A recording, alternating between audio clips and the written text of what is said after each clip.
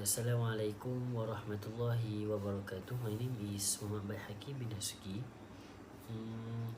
Today I want to discuss about NGO and ethics. First of all, let's take a look at the meaning of ethics. Ethics come from the word ethos, which suggests character or personality. Ethics could be a basic system of morals, custom, behavior, or morality. Meanwhile, from the Islamic perspective, ethics refers to correct behaviors supported the Quran and pity to Allah. Furthermore, ethics at work can refer to the ways employees govern themselves and their work attitude, but it can also refer to the morality and lack thereof surrounding a workplace. Why work ethic is a very important element in NGOs? It is because the codes of ethics has classified the various behaviors that should be practiced in an organization or department. Codes of ethics are used primarily by professional bodies as a basis for investigating any misconduct of its member when any complaints are received. Hence, our actions affect not only ourselves but also those around us.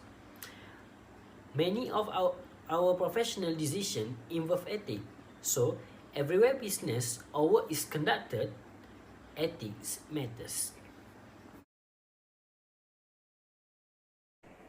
Okay, the next one is theoretical parts or literature review. First of all, the definition. Definition of NGO.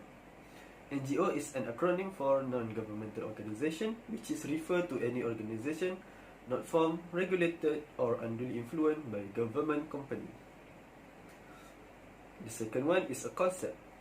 Concept of NGO. NGO promoting good causes such as fair trades, human rights, protection for the environment, and commitment to future generation.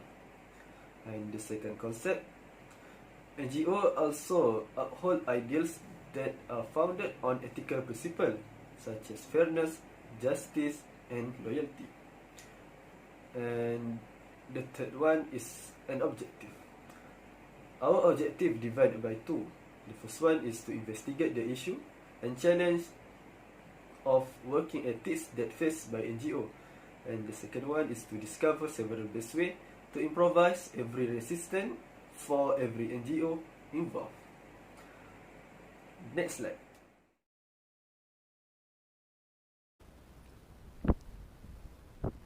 So as for now, for the next slide, it's me, Khairunnas.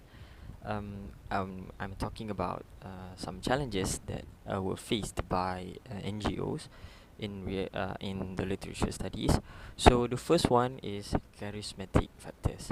So a non-profit humanitarian organization, particularly faith-based, sometimes they are idealistic, but this help them to quickly come under the influence of dominant types of personality whose focus on serviceable goals. So these factors might override the judgment they've made to achieve the company's goals. So the second one is unfair communication. Unfair communication is commonly happens when the information sent is not carefully checked, such as when activities publicly blacklist a company without thorough the verification of their details. So the distortion occurs when the information is presented differently from the actual objective fact. So the third one is you can see is abusive of power. So for some cases, activists raise questions about methods employed. An abuse of powers occurs when a person or a community use the power accumulated in an entity for their own purpose. So for instance, media can be guilty of an abuse power when journalists convey the unchecked information to to target a company or exaggerate the truth. So this is so unethical. So the third one is conflict of interest. So the pressure groups or non-governmental organizations are no exception. Unlike other stakeholders, local special interest groups protect the specific interests of a particular community, but not generally the interest. So the last one is fraud. As in some corporation, fraud in NGOs occurs unpleasantly, but rather exceptionally. The large and arguably unjustified proportion of collected funds spent on overhead is a common criticism against some NGOs. So the misuse and mismanagement of fund collected are one of the challenges that faced by many companies. So as the framework, we can see our research framework is the first one. We are listing the criteria needed for assignment. Next, we are making research and fetching some reference. Third, we are interviewing the practical part for NGOs activists, and that is inspireheart.my. Third one is we are making decision and comparison between our group members, and the last one is we are presenting report in two ways, which is a written assignment and recorded video. So that's all. Thank you.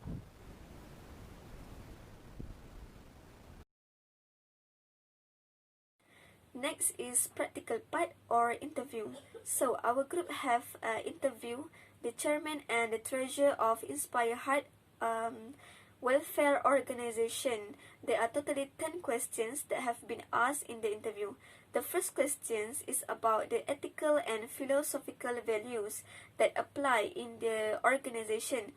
So, based on their opinion, in the philosophical view, they said that the person with disabilities is the one who deserve the help, but they also need to make an effort to get out of the problem as well. The second question is about the work ethic issues. So, as they mentioned in the interview, there are three main work ethic issues that always faced by their organization. The first one is due to only receive allowance and no fixed salaries causes them sometimes a dilemma whether to progress a program or not. And second is lack of commitment because of the times constraints, and also every member already have a career that eventually causes many activities to be disrupted. And the third question and the third issue is there are members of community that questions whether the donation money is used 100% or not. Next to the third question, which is how the management overcome or address the issues that arise. So from the interview, they said that they will encourage each other, support each other, and also hold a mini gathering to share the problems that they have and also that have in the organization, and will discuss about it, and also will give the best solution to every problems. And the fourth question is, do the organization have the policies that prohibits the employees from using their positions to gain any profit? So basically, there are no policy or principle according to the interview that allow the ordinary member or the chairman as well to get any advantage. And the fifth question is about what kind of action would they take if there is misconduct or the event of breach of trust happen in the organization. So based on the interview, they said that the disciplinary action will be taken and give the prudent advice. And if the case is extreme or heavy, it is likely to be kicked out of their organization. External challenges. Organizations operate in different external environments and are organized and structured internally to meet both external and internal demands and opportunities. Different types of organization include not-for-profit, for-profit, public, private, government, voluntary, family-owned, and operated. Traded on stock exchanges. Outside influences that can impact an organization. Various internal factors can impact the ability of an organization. Next is transaction in organization. Organizational transactions are financial actions that affect the resource of a company. This can be within the business or business to business transaction, business to consumer transactions, or business to government transactions. Every time a company agrees to take some action, such as make a payment in exchange for anything of value, it creates a legal contract. Next is a links with another NGOs.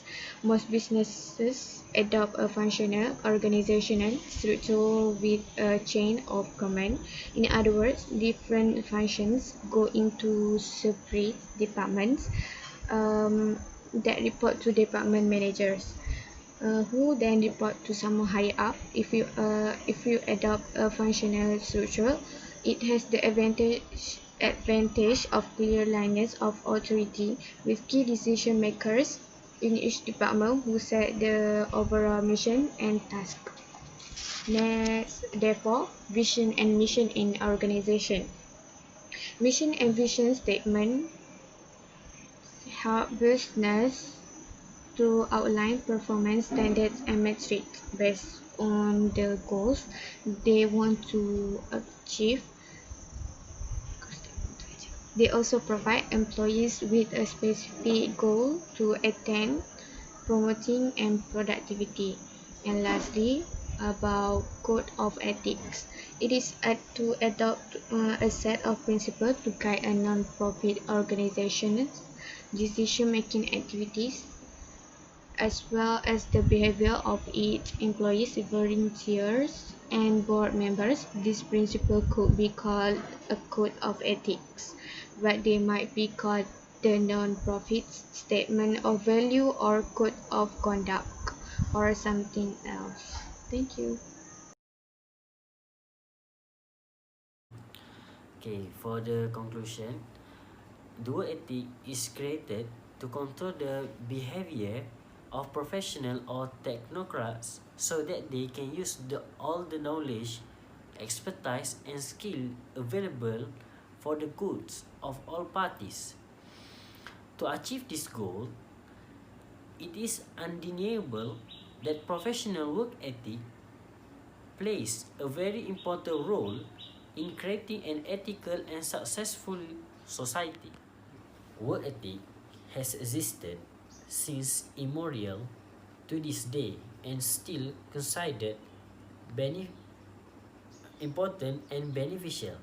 Hence, no one is exempt from adhering to ethical principles and values.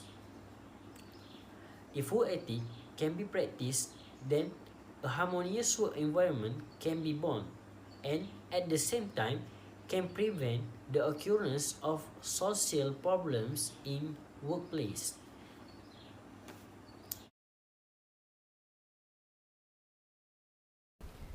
So that's all from us, Doctor. Thank you for guiding us from the really beginning of the semester to uh, accomplish this project. We really appreciate it, and we will use it for the future purpose. So that's all from us. Wabillahi taufiq wa hidayah. Wassalamualaikum warahmatullahi wabarakatuh. And till we meet again, inshallah.